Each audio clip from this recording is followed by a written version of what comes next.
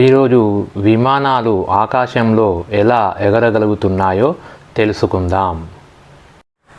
మనం ఇంటిలో fan on చేస్తే గోడకు తగిలించిన క్యాలెండర్ కాగితాలు పైకి లేస్తాయి కదా.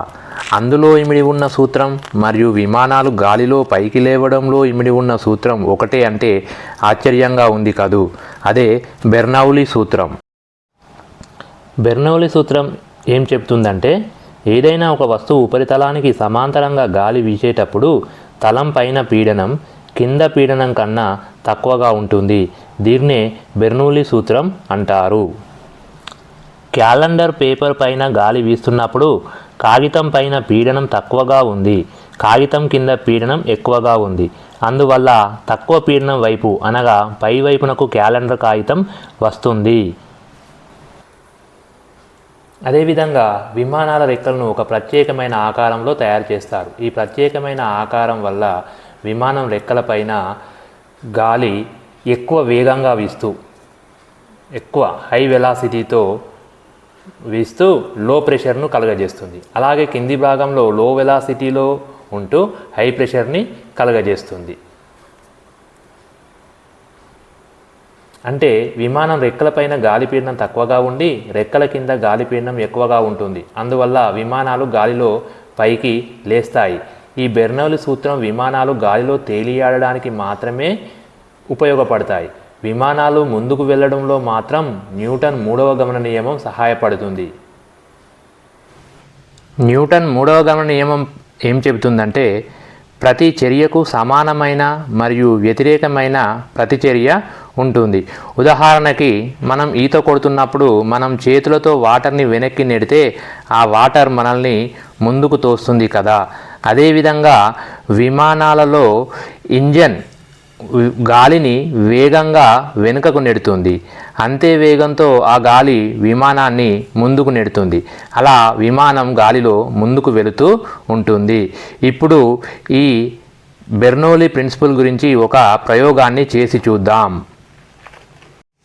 దీనికి కావలసిన పరికరాలు thermocol balls, transparent cover, rubber bands, hair dryer.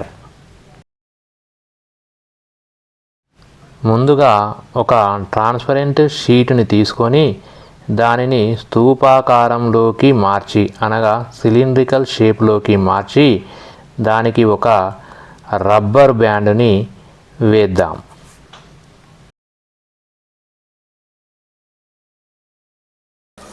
ఇది పొడవు ఎక్కువగా ఉండడం కోసం దీనికి మరి ఒక ప్లాస్టిక్ షీట్ని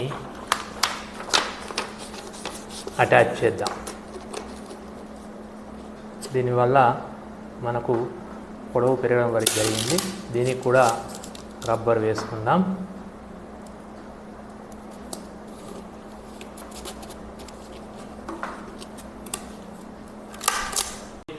ఇప్పుడు బెర్నౌలీ ప్రిన్సిపల్ని మనం ఎక్స్పెరిమెంటల్గా ప్రూవ్ చేద్దాం. దానికోసం థర్మాకోల్ బాల్స్ని ఒక ప్లాస్టిక్ డబ్బాలో తీసుకున్నాను.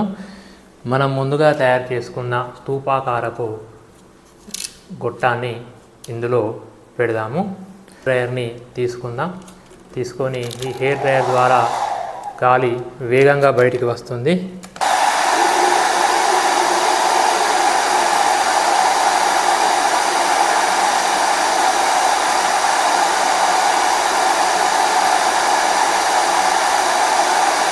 చూడండి ఏ విధంగా ఈ పింగ్ పాంగ్ బాల్స్ అన్నీ పైకి వస్తున్నాయో.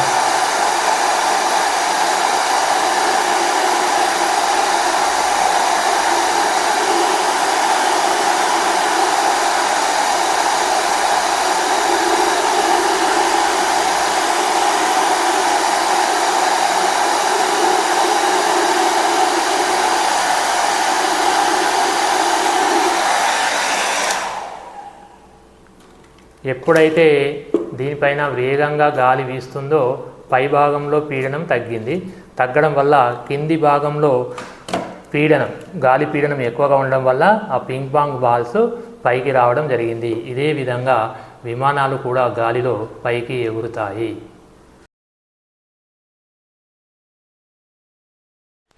ఈ వీడియో కనుక మీకు నచ్చినట్లయితే లైక్ చేయండి, షేర్ చేయండి, మన ఛానల్ని సబ్స్క్రైబ్ చేసుకోండి.